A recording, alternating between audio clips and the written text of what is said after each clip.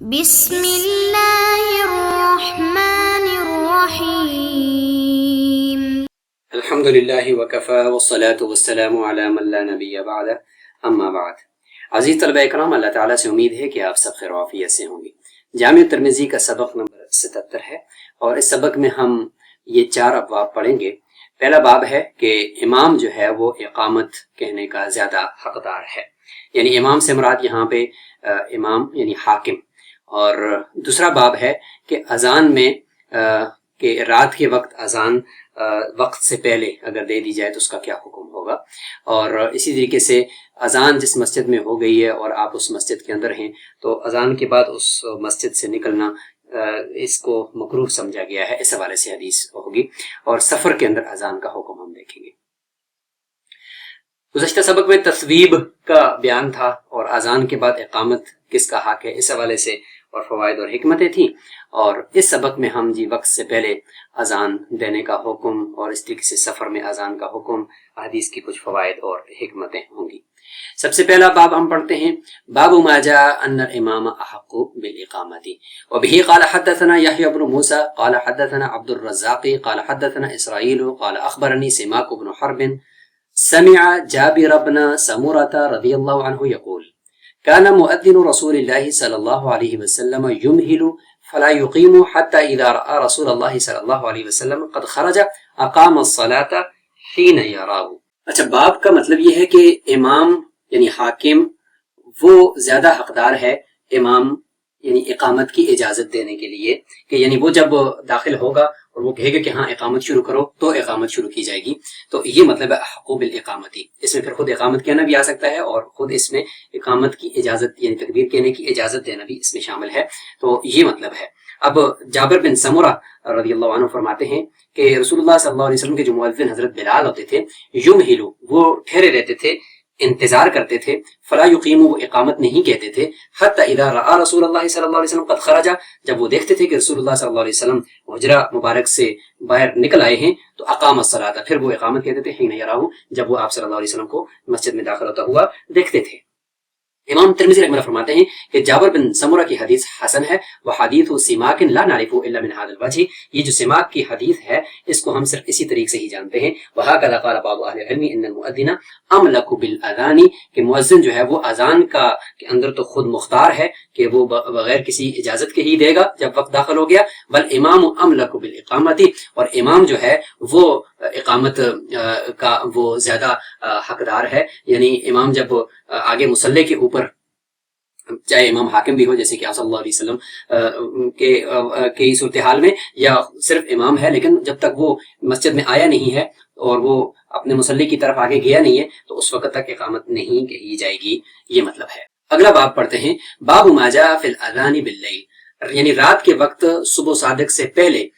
اذان دینا، اور اسی کے اندر فقہاء نے وقت سے پہلے اذان کے مسئلے کو بھی چھیڑا ہے۔ وبه قال حدثنا قتيبة قال حدثنا الليث عن ابن شهاب عن سالم عن أبيه أن النبي صلى الله عليه وسلم قال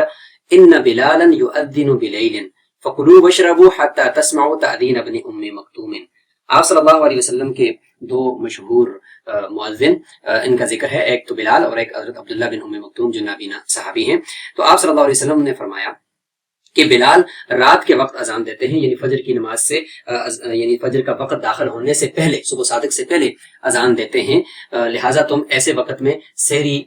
کر لیا کرو اور کھایا پیا کرو۔ اس کی اذان سن کر آپ نے کبھی سحری بند نہیں کر دینی یہاں تک کہ تم عبداللہ بن مکتوم رضی اللہ عنہ کی آواز نہ سن لو۔ اچھا، یہاں پر ہی آپ کو ایک صورتحال واضح ہو جانی چاہیے کہ حضرت بلال رضی اللہ عنہ پہلے جو ہے وہ اذان دیا کرتے تھے صبح صادق یعنی فجر کا وقت داخل ہونے کے بعد، اور عبداللہ بن مکتوم وہ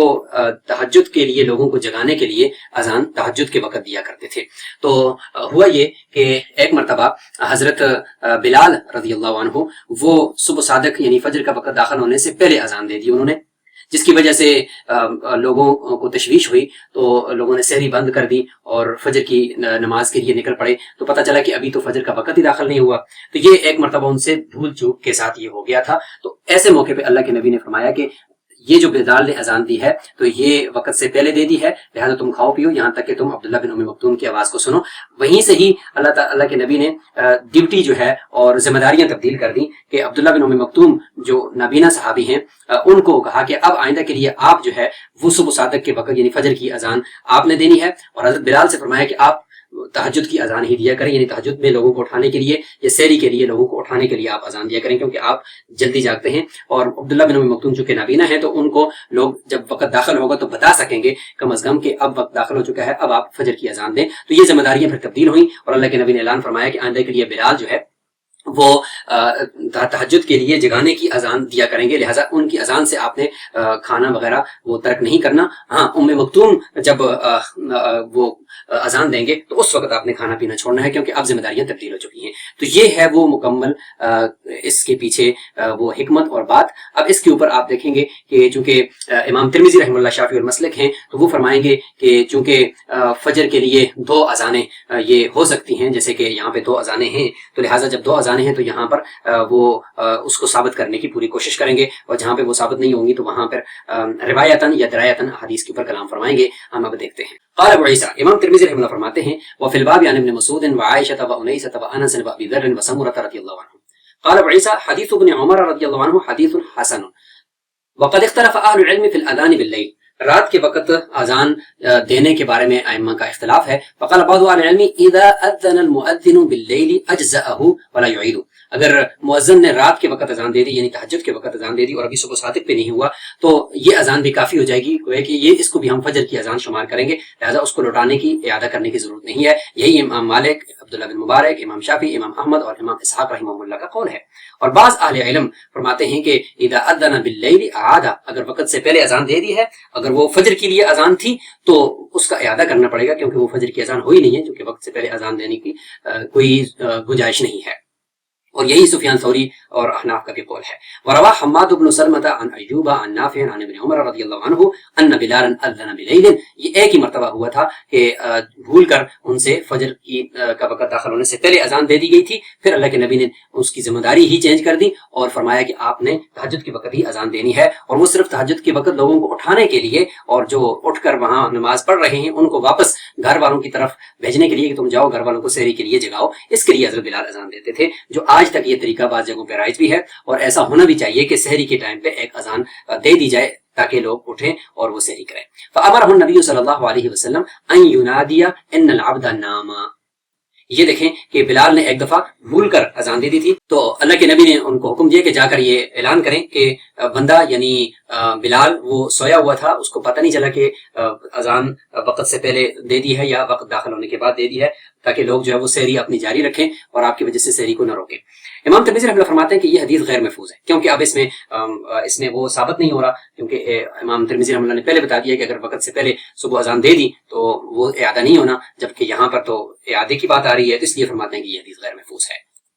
کیسے غیر محفوظ ہے؟ فرماتے ہیں صحیح ما روا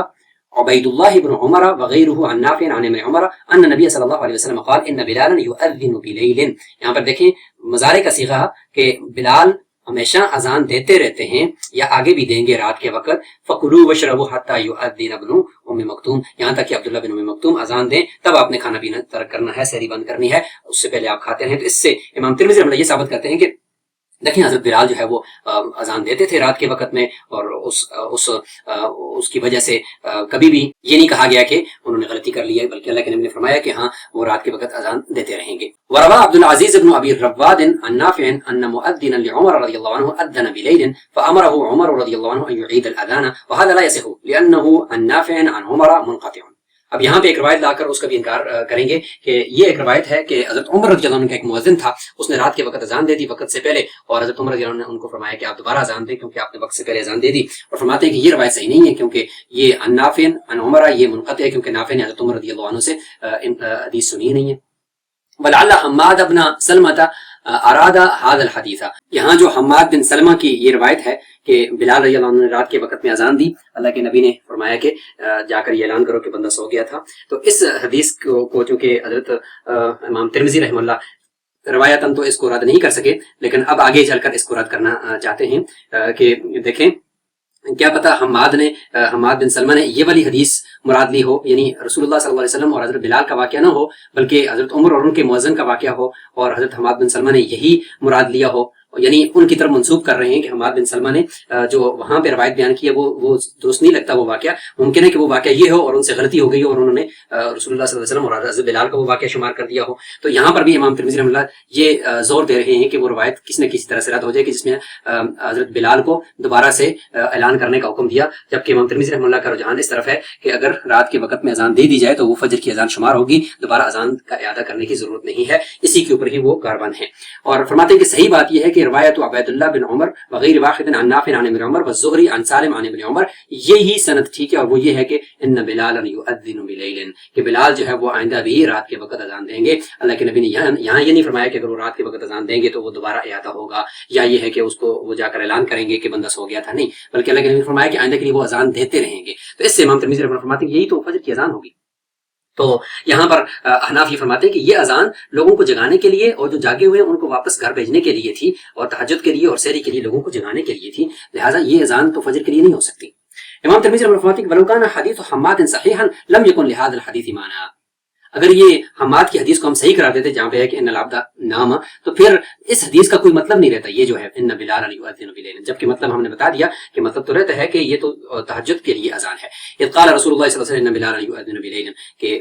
جب اللہ کے نبی نے یہ فرما دیا تو پھر حماد کی حدیث کو ہم کدھر لے جائیں گے کہ ان العبد قد نام، جواب آپ کے سامنے آ گیا ہے۔ فإنما امرهم فيما يستقبل، یہاں پہ اللہ تعالیٰ کے نبی وہ حکم دے رہے ہیں، یعنی اللہ کے نبی نے بلال کو حکم دیا ہے اور مؤذن کو حکم دیا ہے کہ مستقبل میں کہ آئندہ بھی وہ اذان دیتے رہیں گے، فکلوا واشربوا، اور تم کھاتے رہنا، ان کی اذان کی وجہ سے تمہیں سحری جو ہے وہ بند نہیں کرنی۔ تو اس کا مطلب یہ ہے کہ بلال جو ہے وہ اذان دیں گے اور ان کی وہ اذان قبول ہوگی اور وہ فجر کی اذان ہوگی۔ فقال ان بلالا یؤذن بلیل ولو انه امره بإعادة الاذان حين اذن قبل طلوع الفجر لم يقل ان بلالا یؤذن بلیل، اگر اللہ کے نبی ان کو اذان کے اعادے کا حکم دیتے جب انہوں نے فجر کی طلوع سے پہلے اذان دی تھی، تو پھر اللہ کے نبی آئندہ کے لیے یہ نہ کہتے ان بلالا یؤذن بلیل۔ تو امام ترمذی رحمۃ اللہ زور لگا رہے ہیں کہ کہیں نہ کہیں سے یہ بات ثابت ہو جائے کہ ایک مرتبہ تو اللہ کے نبی نے وہ جو روایت میں ہے ان العبد نامہ، ایک تو وہ روایت ہی ٹھیک نہیں ہے، انہوں نے فرما دیا کہ وہ روایت ہی ٹھیک نہیں ہے، اصل میں تو حضرت عمر اور ان کے مؤذن کا واقعہ تھا، اور اگر وہ ٹھیک بھی ہے تو اللہ کے نبی نے جب مستقبل کا صیغہ استعمال کر دیا تو اس کا مطلب ہے کہ آئندہ یہ اذان قابل قبول ہوگی فجر کے لیے۔ قال علی بن المدینی حدیث حماد بن سلمہ عن ایوب عن نافع عن ابن عمر عن النبی هو غیر محفوظ، دوبارہ سے اب اس کی سند کے اوپر بھی بات کر رہے ہیں کہ ان العبد نام والی جو روایت ہے اس کی سند کے اوپر بھی کلام آ گیا علی بن مدینی کا۔ فاخطا فیہ حماد بن سلمہ، اور حماد بن سلمہ نے اس میں غلطی کی، اصل میں تو یہ واقعہ تھا اور اس نے تو حضرت بلال اور رسول اللہ صلی اللہ علیہ وسلم کا واقعہ سمجھ لیا۔ تو بہرحال کافی زور لگانے کے بعد بھی انہوں نے یہ کوشش کر دی ہے کہ جو حضرت بلال کی اذان ہے اس کو فجر کی اذان کے لیے کافی شمار کر دینا چاہیے۔ ہم آگے بڑھتے ہیں، اگلا باب بھی دیکھ لیتے ہیں، باب ما جاء فی کراہیۃ الخروج من المسجد بعد الاذان، وبه قال حدثنا حناد قال حدثنا بكي عن سفيان عن ابراهيم بن مهاجر عن ابي الشعثاء قال خرج رجل من المسجد بعدما اذن فيه بالعصر فقال ابو هريره رضي الله عنه اما هذا فقد عصى ابا القاسم رضي الله عنه، اما هذا فقد عصى ابا القاسم صلی اللہ علیہ وسلم۔ ابو شعثاء فرماتے ہیں کہ ایک شخص مسجد سے اذان ہو جانے کے بعد، عصر کی اذان ہو جانے کے بعد وہ نکلا، تو ابو ہریرہ رضی اللہ عنہ نے فرمایا کہ اس نے تو رسول اللہ صلی اللہ علیہ وسلم کی نافرمانی کر دی ہے، کیونکہ اللہ کے نبی نے منع فرمایا کہ اذان ہو جانے کے بعد مسجد سے باہر نہیں نکلنا چاہیے۔ امام ترمذی فرماتے ہیں کہ اس باب کے اندر حضرت عثمان کی روایت بھی موجود ہے۔ حدیث ابی ہریرہ حدیث حسن صحیح وعلى هذا العمل عند اهل العلم من اصحاب النبي صلی اللہ علیہ وسلم ومن بعدهم ان لا يخرج احد من المسجد بعد الاذان الا من عذر، کسی عذر کی وجہ سے نکل سکتا ہے، ان يكون على غیر وضو، اگر وہ اس کا وضو نہیں ہے وضو کرنے جائے، او امر لا بد منه، یا کوئی ضروری امر پیش آ گیا تو پھر جا سکتا ہے، بغیر کسی عذر کے جانا درست نہیں ہے، کیونکہ اس وقت نمازوں کا اور اذان کے بیچ میں کوئی بہت زیادہ وقفہ نہیں ہوتا تھا، 4 سے 5 منٹ ہوتے تھے، تو اس لیے جانے میں تہمت ہو سکتی ہے کہ یہ آدمی نماز نہیں پڑھ رہا، بغیر نماز کے جا رہا ہے، جبکہ آج کل نمازوں کے بیچ میں وقفہ زیادہ ہوتا ہے اور بعض مرتبہ لوگ اگر نکلتے ہیں تو وہاں پہ کوئی تہمت لگانے والا، چونکہ مسجد خالی ہوتی ہے اذان کے وقت، تو اس لیے اگر کوئی جائے تو اس کی گنجائش معلوم ہوتی ہے۔ ويروى عن ابراہیم النخعی انه قال يخرج ما لم ياخذ المؤذن في الاقامه، جب تک مؤذن اقامت شروع نہیں کرتا تو انسان اگر کوئی نکلنا چاہے تو نکل سکتا ہے۔ قال ابو عیسی وهذا عندنا لمن له عذر في الخروج منه، امام ترمذی رحمہ اللہ فرماتے ہیں کہ یہ صرف اس کے لیے ہے کہ جس کا کوئی عذر ہو۔ ابو شعثاء ان کا نام ہے سلیم بن اسود، وہ والد اشعث بن ابی شعثاء، اشعث بن ابی شعثاء یہ اشعث کے والد ہیں۔ وقد روى اشعث بن ابی شعثاء هذا الحديث عن ابيه، اشعث نے اپنے باپ ابو شعثاء سے اس کو روایت کیا ہے۔ اور اگلا باب ہم پڑھتے ہیں کہ سفر میں اذان کا حکم. وبی قال حدثنا محمود بن غیلان قال حدثنا بكي عن سفيان عن خالد الحذاء عن ابي قلابة عن مالك بن الحويرث قال قدمت على رسول الله صلى الله عليه وسلم انا وابن عم لي فقال لنا اذا سافرتما فاذنا واقيما وليؤمكما اكبركما. مالک بن حویرث فرماتے ہیں کہ ہم اپنے علاقے سے رسول اللہ صلی اللہ علیہ وسلم کے پاس مدینہ طیبہ میں تشریف لائے اور ہم نے دین سیکھا، اور اب جانے لگے تو میں اور میرے ساتھ میرا چچا زاد تھا، تو ہم نے جب اجازت چاہی تو اللہ کے نبی نے فرمایا کہ جب تم سفر کرو تو نماز کا وقت ہو جائے تو تم اذان دو اور اقامت بھی کہو، اور تم میں سے جو تم بڑا ہے تو وہ امامت کروائے. امام ترمذی رحمۃ اللہ علیہ حدیث حسن صحیح والعمل علیہ عند اکثر اہل العلم. اختار الاذان فی السفر وقال بعضهم تجزئ الاقامۃ انما الاذان على من يريد ان يجمع الناس. بعض نے یہ فرمایا ہے کہ اقامت ہی کافی ہے سفر کے اندر، اذان تو اس شخص پر لازم ہوتی ہے کہ جو لوگوں کو جمع کرنا چاہتا ہے، تو سفر میں تو سارے ایک ہی جگہ ہوتے ہیں تو لہذا اذان کی ضرورت نہیں ہے. لیکن پہلا قول اصح ہے کہ اذان اور اقامت دونوں کہی جائیں گی. وبه يقول احمد واسحاق رحمهم الله. راویوں کو ہم جلدی سے دیکھ لیتے ہیں. جابر بن سمرہ بن جنادہ سوائی صحابی ہیں اور کوفہ کے اندر آپ تشریف لے گئے تھے آخر میں. سالم بن عبداللہ بن عمر بن خطاب ابی رواد یہ صدوق ہیں. اور ان مؤذن لعمر، حضرت عمر رضی اللہ عنہ کے مؤذن ان کا کیا نام تھا؟ فرماتے ہیں کہ اسم هذا المؤذن مسروح نام تھا، اور بعض نے کہا کہ مسعود نام. سفیان سے مراد سفیان ثوری ہیں. ابراہیم بن مہاجر بن جابر البجلی الکوفی یہ صدوق ہیں. ابی الشعثاء سلیم بن اسود بن حنظلہ الکوفی. سفیان سے مراد یہاں پر بھی سفیان ثوری ہیں. ابو قلابہ الجرمی مالک بن حویرث تصغیر کے ساتھ ہے اللیثی یہ صحابی ہیں. اقامت اور صف بندی کے متعلق یہ احکامات آپ دیکھ لیں، اور پھر آگے عبارت بھی دیکھتے ہیں کہ اذان مؤذن کا حق ہے لیکن اقامت امام کا حق ہے، یعنی امام کی آمد یا اجازت کا انتظار کیا جائے گا. جمہور مقتدیوں کے کھڑے ہونے کا کوئی خاص وقت مقرر نہیں ہے، البتہ اقامت شروع ہوتے ہی کھڑا ہونا بہتر ہے. امام شافعی فرماتے ہیں کہ مستحب یہ ہے کہ جب تک مؤذن اقامت مکمل نہ کر لے لوگ کھڑے نہ ہوں. صاحبین فرماتے ہیں کہ حی علی الصلاۃ پر صف میں کھڑے ہوں اور قد قامت الصلاۃ پر امام تکبیر تحریمہ کہے. امام کی عدم موجودگی اگر امام مسجد میں نہ ہو تو جمہور کے نزدیک جب تک اسے دیکھ نہ لیں کھڑے نہ ہوں. اور مسئلے کی نوعیت یہ ہے کہ فقہا کے مقرر کردہ وقت کا مقصد یہ ہے کہ اس سے پہلے کھڑا ہونا واجب نہیں ہے. یہ مطلب نہیں کہ اس سے پہلے کھڑا ہونا ناجائز ہے. صفوں کی درستی یعنی تسویۃ الصفوف نماز کا حصہ اور واجب ہے، جو اقامت کے دوران یا پہلے کھڑے ہوئے بغیر ممکن نہیں، لہٰذا ضرورت کے تحت جلدی کھڑا ہونا چاہیے. اور ایک غلط فہمی کا ازالہ ہے کہ بعض لوگ فقہی عبارت کو کے ظاہر پر جا کر غلطی کرتے ہیں اور صف بندی کی عملی ضرورت کو نظر انداز کر دیتے ہیں. اور ایک تنبیہ ہے کہ مصنف کے نزدیک یہ جہالت ہے کہ امام محراب کے پاس موجود ہو پھر بھی بیٹھا رہے اور خاص حی علی الفلاح پر اٹھنے کا انتظار کرے. اس عمل کی کوئی شرعی دلیل نہیں ہے.